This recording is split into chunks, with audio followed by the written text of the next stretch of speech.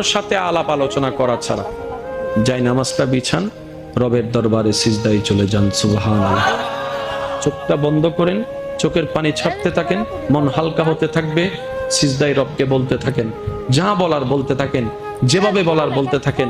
মনে রাখবেন, আপনার সেই মনের বেতার ভাষা হতে পারে আপনার রক্ত বুঝবে না, আপনার ভালোবাসার মানুষ বুঝবে না, আপনার প্রিয় মানুষ বুঝবে না, কিন্তু আপনি যেভাবেই বলেন না কেন, আপনার প্রত্যেকটা শব্দ আপনার রব্বুল আলামিন বুঝবে। সুবহানাল্লাহ। আপনি যখন ওনাকে দুঃখের কথা বলবেন, উনি আপনার দুঃখটাকে হালকা করে দিবে।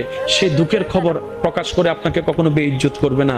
আর আপনি যখন সুখের খবর পেয়ে রবের দরবারে সিজদায় চলে যাবেন, তখন আল্লাহ তাআলা খুশি হয়ে আপনার সুখটাকে আরো বাড়ায় দিবে।